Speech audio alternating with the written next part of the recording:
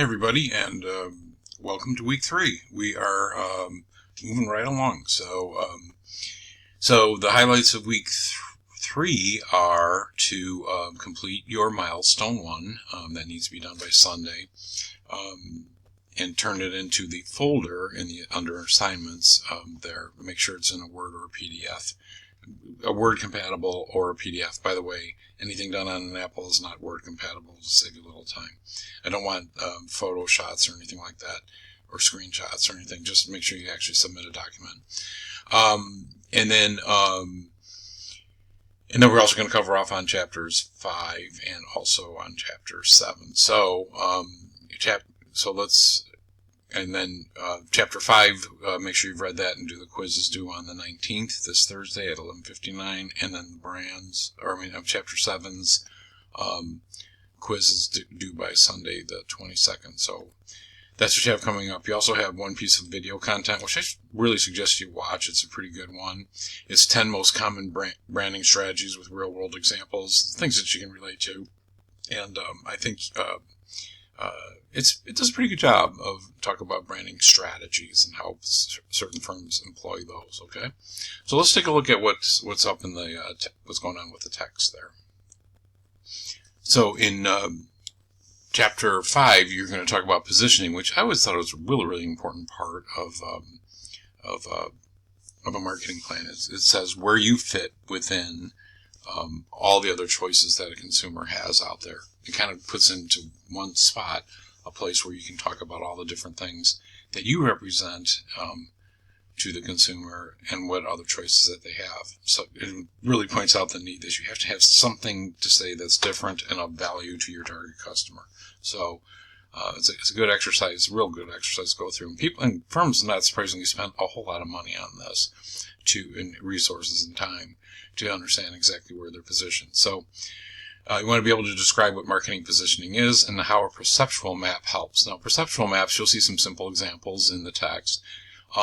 They're great, but they can be very, very complex. I've seen just some pretty amazing things out there that companies have produced. But it all is designed to say, okay, where do we fit? And by the way, where we think we fit is important, but what's much more important is where the customer sees us fit. That's what we really should be caring about. Okay.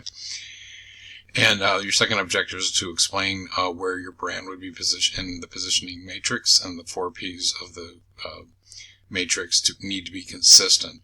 And we'll talk about that as we move along farther on in the project and some of the other things that we're going to look at. But our positioning really guides our decision making for all when we go to define all the 4 P's of the marketing plan. Okay, so positioning is a real important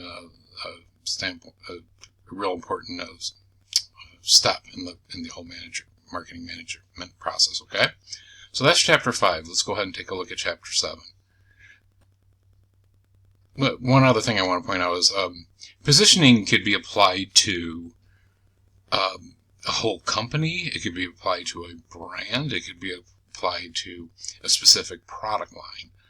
So positioning can be done or stated in terms of any of those things. So it really kind of it's an overarching view of how any one of those things fits in the entire marketplace and with how the customer perceives us. Now, chapter 7 covers the really broad topic of brands, which I kind of chuckle because people use the word brand to describe a whole lot of different things, and I'm not saying they're wrong. It's just kind of, it makes it almost impossible to define what a brand is, okay? So, but having said that, we'll talk about what a brand actually is, why go through the process of branding, and what are brand associations. Now, that's, to me, 7.3 is the important one, because this is what how the actual points where the customer perceives our brand to be, and I think that's super important to do that.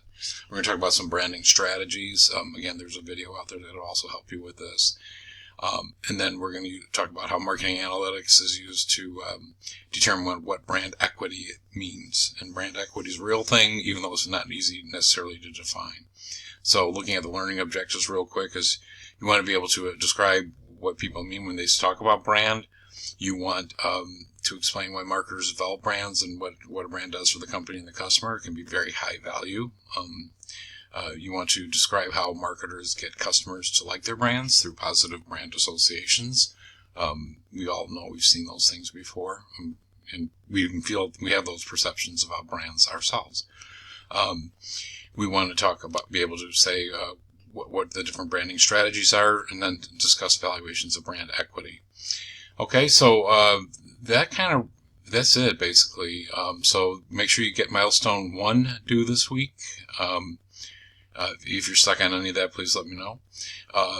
Go ahead and I put the module for milestone 2 out there. You don't have to do anything with it, but just kind of get your head around what you're being asked to do in milestone 2 before we do next week's material, which kind of plugs it all in. Okay, so again, if there's any questions or anything like that, please let me know, and best of luck.